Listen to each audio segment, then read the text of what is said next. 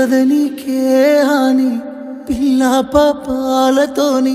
హాయిగా బతుకేను వందేళ్ళు